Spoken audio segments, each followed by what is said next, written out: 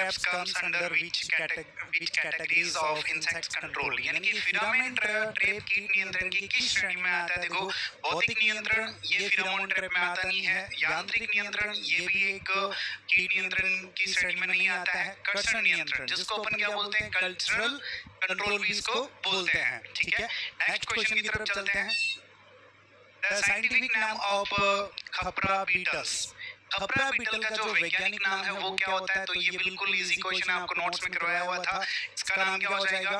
टोगोडर्मा granarium. ठीक है, next question देखो। हड्डियां और उपास्थि है, ये आपके टिश्यू वाले चैप्टर से आया हुआ है। देखो, हड्डियां और उपास्थि जो है वो क्या होती है? एक संयोजी ऊतक होती है, यानी कि कनेक्टिव टिश्यू। ठीक है, bound form of CO2 with hemoglobin is known as। Carbon dioxide जो है वो हीमोग्लोबिन के साथ जो बंध बनाती है उस बंध को अपन क्या बोलते हैं? तो देखो, अगर वो ऑक्सीजन के साथ में बंध बनाती है, ठीक है, हीमोग्लोबिन क्या करता है? ऑक्सीजन के साथ में बंध बनाएगा, तब तो वो कौन सा हो जाएगा? ऑक्सीहीमोग्लोबिन। और अगर अपन बात करते हैं CO2 की, क्वेश्चन में क्या पूछा गया है? CO2 का पूछा गया है, तो इसमें क्या आ जाएगा?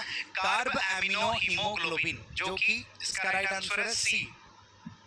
नेक्स्ट क्वेश्चन देखो, which of the following blood group is a universal recipient?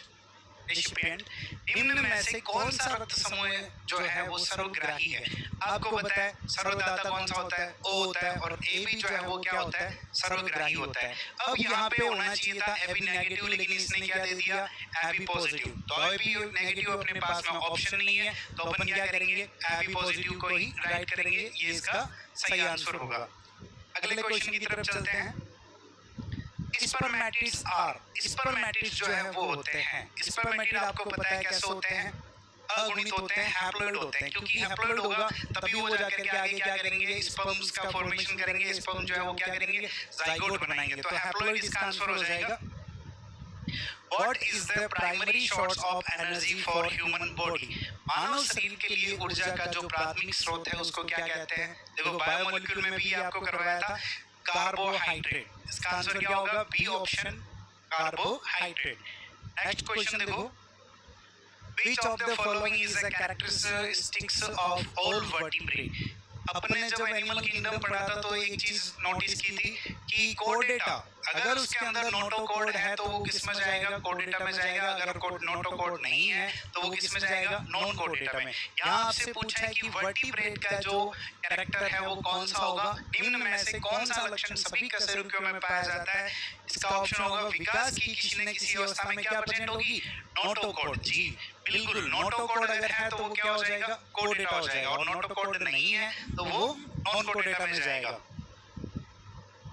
Next देखो, flame cell are the excretory structure for. उत्सर्जित संरचना के रूप में जो ज्वाला कोशिकाएं किस में पाई जाती है? देखो इधर प्लेटीहेल्मिन्थेस जो है, जिसके अंदर जो है ज्वाला कोशिकाएं पाई जाती है, और वो ज्वाला कोशिकाएं क्या करती है? उत्सर्जन का काम करती है। Which phylum is known for having jointed appendages and a hard exoskeleton?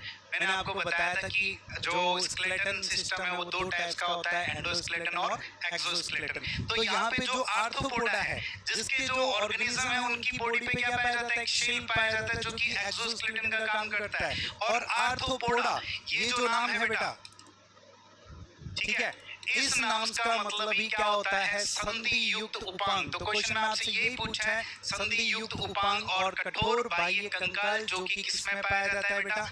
Arthropoda में। ठीक है, नेक्स्ट क्वेश्चन देखो, in which eukaryotic cell organelles glycoproteins and glycolipids are formed.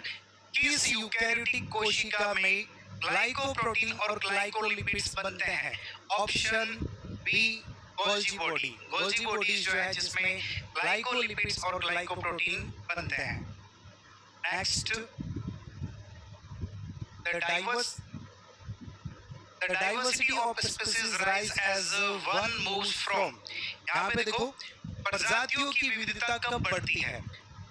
ये क्वेश्चन बायोडाइवर्सिटी से आया हुआ है। जो 0 डिग्री पर क्या होती है, भूमध्य रेखा होती है, और भूमध्य रेखा से अपन क्या करते हैं, जब भी अक्षांश की तरफ जाते हैं तो बायोडाइवर्सिटी क्या हो जाती है, कम हो जाती है। लेकिन जब अक्षांश से अपन क्या करेंगे, भूमध्य रेखा की तरफ बढ़ेंगे तो क्या होगा, बायोडाइवर्सिटी जो है वो बढ़ जाएगी। यहाँ पर क्या पूछा गया है कि बायोडाइवर्सिटी बढ़ती है या घटती है। ठीक है, ऑप्शन देखो इसके।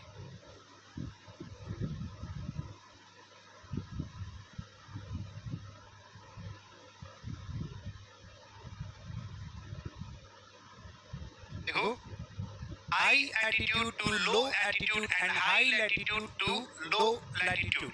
अपन क्या करेंगे, अक्षांश से जब नीचे की तरफ आएंगे तो बायोडाइवर्सिटी क्या हो जाएगी, बढ़ जाएगी।